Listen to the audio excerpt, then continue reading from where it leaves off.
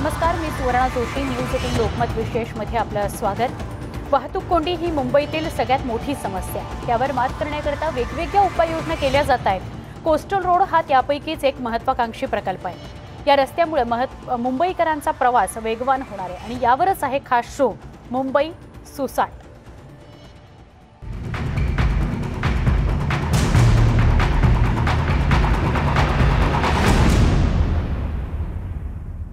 Coastal road प्रकल्पाचा जवळपास 40% काम पूर्ण झालंय. त्यामुळे येत्या 2 वर्षात नरिमन पॉइंट ते वरळी हा मार्ग नागरिकांकरता खुला होणार आहे. पाहूयात स्पेशल रिपोर्ट. नरिमन पॉइंट ते वरळी प्रवास सुसाट. वाहतूक कोंडीतून होणार सुटका. कोस्टल रोडचं 40% काम पूर्ण. मुंबईच्या मलबार हिलच्या डोंगराच्या पोटातून समुद्राच्या लाटांना भेदत एक महाकाय प्रकल्प मुंबईत होऊ घातलाय, ज्याचं नाव आहे मुंबई कोस्टल रोड प्रोजेक्ट. हा प्रकल्प 40% काम पूर्ण झालेला आहे आणि 2023 पर्यंत हा मुंबईकरांच्या सेवेमध्ये दाखल होणार आहे. या प्रकल्पाचं काम कसं सुरू आहे चला पाहूया.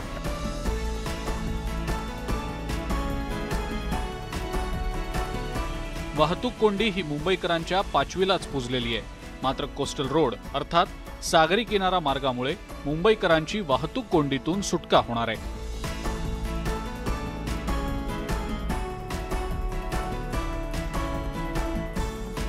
मुख्यमंत्री उद्धव ठाकरे यांच्या महत्त्वाकांक्षी प्रकल्पांपैकी कोस्टल रोड हा एक प्रकल्प असून या प्रकल्पाचं जवळपास 40% काम पूर्ण झालेलं आहे.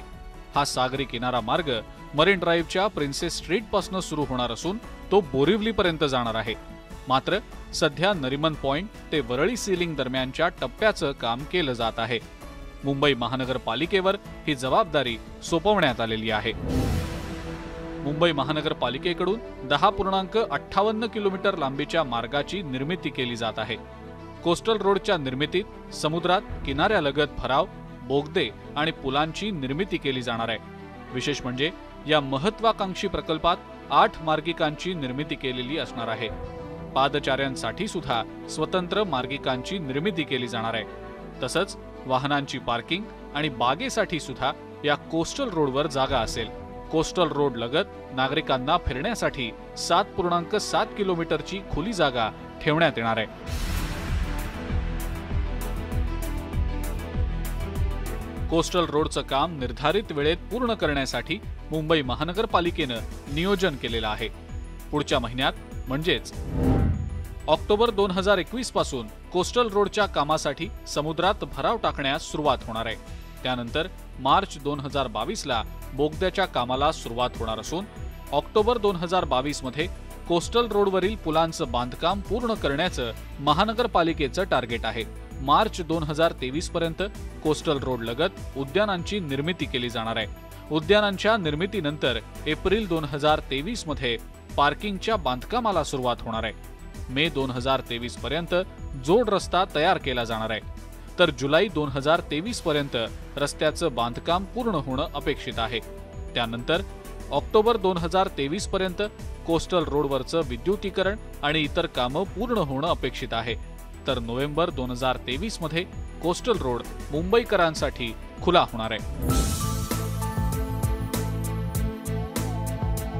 नरिमन पॉइंट ते वरळी सीलिंग आणि वांद्रे ते बोरिवली या टप्प्यात या सागरी किनारा मार्गाची निर्मिती केली जाणार आहे.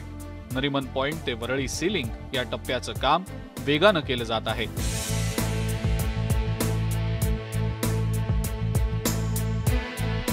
पुढच्या 2 वर्षात नरिमन पॉइंट ते वरळी हा टप्पा पूर्ण करण्याचं महानगरपालिकेचं ध्येय आहे. या मार्गाचं काम पूर्ण झाल्यानंतर नरिमन पॉइंट ते वरळी सीफेस या मार्गावरची वाहतूक कोंडी दूर होणार आहे.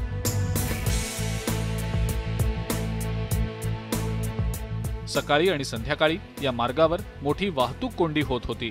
मात्र कोस्टल रोडमुळे मुंबईकरांना अवघ्या काही मिनिटांमध्ये हे अंतर पार करता येणार आहे.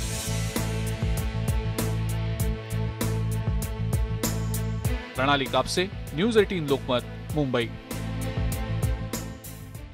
या कोस्टल रोडची अनेक वैशिष्ट्ये आहेत. 8 पदरी मार्गिकेसोबतच पार्किंगसह उद्यानं, जॉगिंग ट्रॅक, खेळाची मैदानं, बसथांबे, पोलीस चौकी आणि नाट्यगृह अशा विविध नागरी सुविधा उपलब्ध करून दिल्या जाणार आहेत.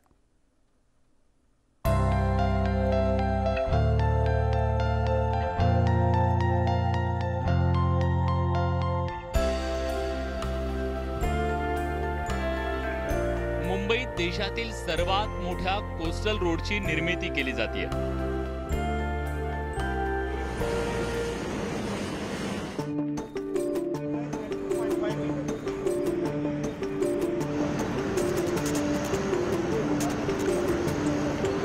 गेल्या 3 वर्षांपासून मोठ्या झपाट्यानं या प्रकल्पाचं काम हाती घेतलंय.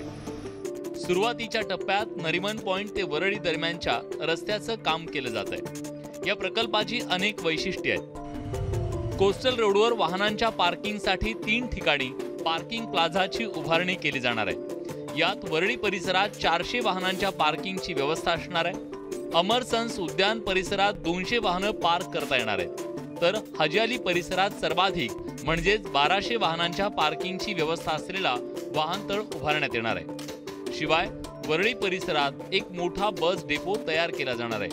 या मार्गावर 2.7 किलोमीटर लांबीचे 2 मोठे बोगदे असणार आहेत.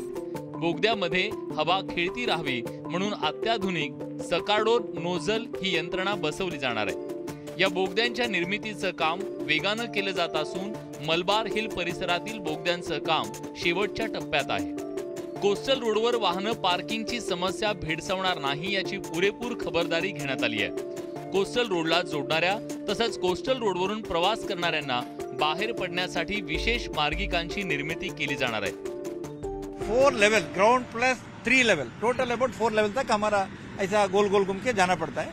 End this is unique first time in Mumbai this kind of interchanges are made. And once we complete this project this travel time required from Bandra to Nariman point area it will be hardly 10 minutes. अभी may be they must be taking more than 40 minutes. वो हमारा 10 minute में पहुंच जाएगा. यहाँ का जितना भी ट्रैफिक है हम लोग ऐसे वो फ्यूल जला रहा है वो पूरा बहुत कम हो जाएगा. लोगों को बहुत अच्छा फायदा होने वाला है. अमर सन्स उद्यान, हजियाली आणि वरळी सीफेस या प्रमुख 3 ठिकाणांहून प्रवाशांना शहरात प्रवेश करण्यासाठी मार्गिका असणार आहे. कोस्टल रोडवर प्रवेश करण्यासाठी तसंच बाहेर पडण्यासाठी प्रत्येकी 9 फाटे असणार आहेत. यामुळे वाहन चालकांना कोस्टल रोडवर प्रवेश करणं तसंच कोस्टल रोडवरून बाहेर पडण्यासाठी पुरेसे पर्याय उपलब्ध होणार आहेत. ये बेसिकली अमरसन का इंटरचेंज कहलाता है. अमरसन का इंटरचेंज इसके लिए जो साउथ मुंबई से जो भी गाड़ी आएगा उसको यहाँ अगर एग्जिट करना है यहाँ से ऐसे एग्जिट कर राउंड मार के they can go to the Breach Candy. ऐसे ही वहाँ से जो आता है या ऐसे जाके वो रोड से आके ऐसे एग्जिट करके they can go to join into the main road, main coastal road. यहाँ का सबसे खासियत एक इंटरचेंज इधर का ठीक है नॉर्मल. इसमें मेन क्या है, हमें समुद्र का अंदर जाने का है. करीब approximately about 150 metre inside we are going. One from there we are taking a turn. वही हम लोग हाजीअली में जो है देर आर 8 आर्म है, यानी देर आर 4 जंक्शन है. All the 4 junction are integrated. यहाँ से समझिए ब्रिज कैंडी का तरफ से जो जाता है it has to go to the Worli main road. Another road it has to go from the Haji Ali junction towards sealink, Bandra sealink. तो ऐसा देर आर एक्चुअली 8 आर्म है. वेगानं काम पूर्ण करण्यासाठी महापालिकेनं 4 टप्प्यात या मार्गाची विभागणी केली आहे. HCC कंपनीवर 2 टप्प्यांची जबाबदारी सोपवण्यात आली आहे, तर L&T कंपनीला एका टप्प्याचं कंत्राट देण्यात आलंय. उरलेल्या एका टप्प्याच्या कामाला अजूनही परवानगी देण्यात आलेली नाही. पहिल्या टप्प्यात 2 ठिकाणी वळणाचे रस्ते आणि एका मोठ्या पुलाची निर्मिती केली जाणार आहे. विशेष म्हणजे हजियाली परिसरात 3 टप्प्यात बहुमजली मार्गिका उभारली जाणार आहे. हा प्रकल्प 4 पॅकेजमध्ये विभाजित झालेला आहे. त्यातला पॅकेज 1 म्हणजे आपण जिथे आता उभे आहोत हा अमरसन ते वरळीचा जो लोहग्रहाचा नाला आहे तिथपर्यंतचा भाग जो आहे तो पॅकेज 1 म्हणून संबोधला जातो. आता या पॅकेज 1 मध्ये 2 महत्त्वाच्या गोष्टी आहेत. एक तर अमरसन इथं समुद्रावरून जाणारे रस्ते आहेत आणि दुसरं म्हणजे वरळी हाजीअलीला जिथं 3 मजली असे रस्ते असणार आहेत. एकावर एक अशा 8 लेन असणार आहेत नागरिकांना जाण्या येण्यासाठी. त्या भागामध्ये वेगवेगळ्या रस्त्यांवर उतरण्यासाठी ये प्रियदर्शनी पार्क से लेके वर्ली अपना जो लवगृह नाला तक के अबाउट 3.8 किलोमीटर लंबा है। I am taking care of entire the reclamation, sea wall, armour, crown wall, all this activities. हमारा पैकेज का एक खासियत है, ये सारे 3 पैकेज में से सबसे ज़्यादा हमारा ये रिक्लेमेशन एरिया हमारा उसमें आता है, करीब 68 hectares including the sea wall का जो मिलकर 68 हेक्टेयर तक आता है। उसमें से हम लोग रिक्लेमेशन पार्ट ऑलमोस्ट हम लोग achieved more than 70%। Overall bridge और सब देखेगा you are done more than about 50%। Overall 40% all the package put together, only our package we have crossed about 48 to 50%, उतना हमारा काम हो चुका है। एका महत्त्वाच्या बातमीकडे वळतोय। 7 ऑक्टोबर पासून राज्यातली मंदिरं उघडणार आहेत। मुख्यमंत्री उद्धव ठाकरेंनी हा निर्णय घेतलाय। नियम पाळून भक्तांकरता मंदिरं खुली केली जाणार आहेत। या घडीची सगळ्यात महत्त्वाची बातमी आहे। गेली अनेक महिने मंदिरं बंद होती, मंदिराची दारं भक्तांकरता बंद होती। मंदिराच्या बाहेरून भक्तांना दर्शन घ्यावं लागत होतं आणि त्यामुळे विरोधकांनी खूप मोठं आंदोलन सुद्धा उभं केलं होतं। काही धार्मिक संघटना एकत्र येऊन त्यांनी सुद्धा राज्य सरकारकडे मंदिरं खुली करण्यासंदर्भात मागणी केलेली होती। या अनुषंगाने आता एक निर्णय झालेला आहे। 7 ऑक्टोबर पासून राज्यातली मंदिरं खुली होत आहेत। आमचे प्रतिनिधी उदय जाधव यांच्याकडून अधिक जाणून घेणार आहोत। उदय, सगळ्यात महत्त्वाचा निर्णय झालाय मंदिरांसंदर्भातला। गेले जवळपास 1.5 वर्ष राज्यातली जनता जी आहे, ज्या आदेशाची वाट पाहत होते, ज्याची प्रतीक्षा करत होते, तो अखेर दिवस उजाडलेला आहे। राज्यातली सर्व धार्मिक स्थळं जी आहेत येत्या 7 ऑक्टोबर रोजीपासून उघडणार आहेत। 7 ऑक्टोबरला घटस्थापना आहे, नवरात्रीचा पहिला दिवस आहे आणि नवरात्रीच्या पहिल्या दिवशी देवीचा जागर करण्यासाठी राज्याची जनता आपापल्या धार्मिक स्थळांवरती किंवा मंदिरांमध्ये त्यांना जाता येणार आहे आणि ही एक राज्यातली जनतेसाठी एक अत्यंत आनंदाची बातमी आहे असं आपण म्हणू शकतो। पहिल्या लाटेपासूनच राज्यातल्या सर्व मंदिरांवरती कडक निर्बंध जे आहेत ते लादण्यात आले होते, कारण कोविड संसर्गाची बाधा जी आहे ती नागरिकांना होऊ शकते, त्यामुळे राज्य सरकारने हे असे निर्णय जे आहेत ते घेतले होते। ही महत्त्वाची बातमी आहे, त्याच्याविषयी तू असा सोबत राहा, अधिक माहिती तुझ्याकडनं घेऊ। मात्र आचार्य तुषार भोसले आपल्याबरोबर जोडले गेलेले आहेत। तुषारजी, ज्या निर्णयाची तुम्ही वाट बघत होतात, मंदिरं खुली व्हावीत, धार्मिक स्थळं खुली व्हावीत, 7 ऑक्टोबर पासून ती खुली होत आहेत, आपली पहिली प्रतिक्रिया? खरं तर अतिशय आनंदाची बातमी, जर हा निर्णय सरकारने घेतला असेल तर ही आमच्यासाठी अतिशय आनंदाची बाब आहे। गेल्या अनेक महिन्यांपासून मंदिरं खुली करावीत या मागणीकरता आम्ही सातत्याने राज्य सरकार विरोधात लढा देतो आहोत आणि उशिरा का होईना पण सरकारला हे शहाणपण सुचलं असेल। खरं तर क्रम हा पूर्णपणे सरकारचा चुकलेलाच आहे, आधी मदिरा आणि नंतर मंदिर, पण ठीक आहे, उशिरा का होत नाही हा आमचा शंखनाद मुख्यमंत्र्यांच्या कानी घुमला आणि त्याच्यामुळे घटस्थापनेच्या मुहूर्तावर आदिशक्तीचं दर्शन आम्हाला घडणार असेल तर ही अतिशय आनंदाची बातमी आपण देत आहात।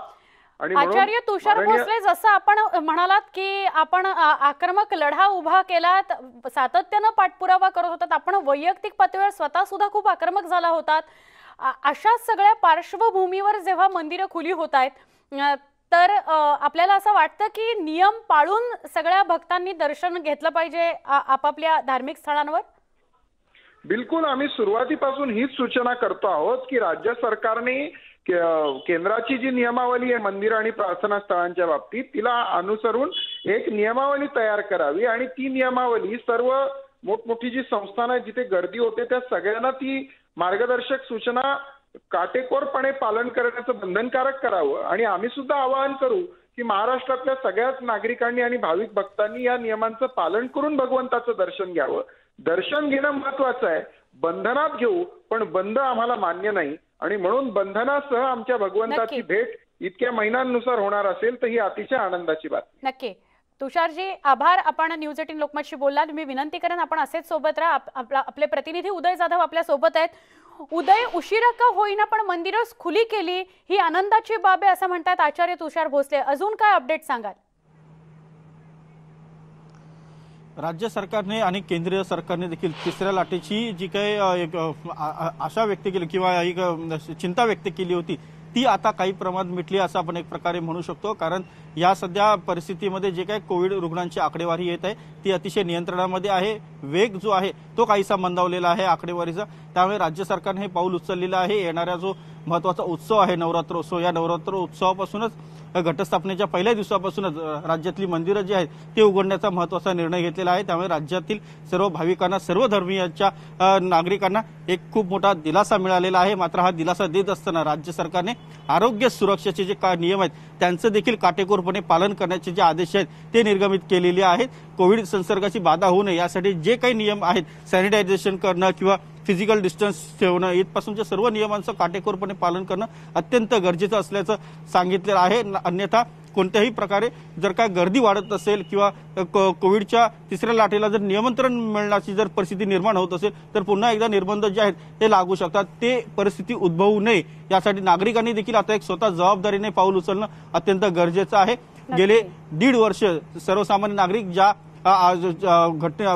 आदेशाची आतुरतेने वाट पाहत होते, अखेर तो आदेश जो आहे राज्य सरकारने दिलेला आहे। राज्यातली सर्व मंदिरं, सर्व इतर धार्मिक स्थानं असतील ती आता उघडणार आहेत। त्यामुळे एक राज्यातली जनतेला आता दिलासा मिळालेला आहे असं आपण म्हणू शकतो। नक्की उदय, आभार आपण सविस्तर माहिती दिल्याबद्दल। आणि आचार्य तुषार भोसले सुद्धा आपल्याशी बोलत होते, तेही प्रतिक्रिया देत होते। तुषार भोसलेजी आपलेही आभार। इथे एक छोटासा ब्रेक, लगेच भेटू। पहा फक्त न्यूज 18 लोकमत विशेष।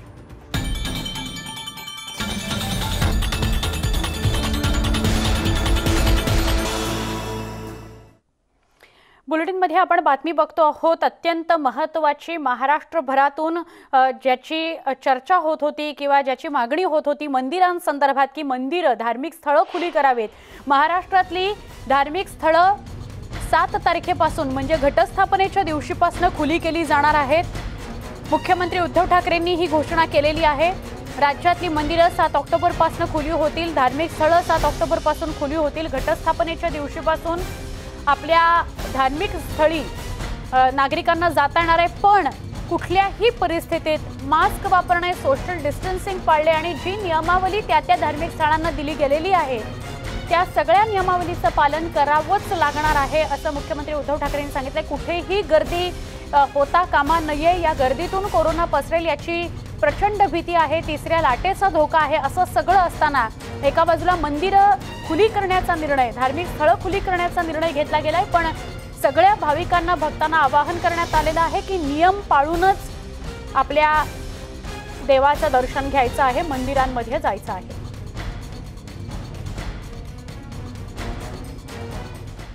या महत्त्वाच्या बातमीसह बुलेटिनमध्ये इथेच थांबतोय। ताज्या बातम्यांसाठी पहा फक्त न्यूज 18 लोकमत।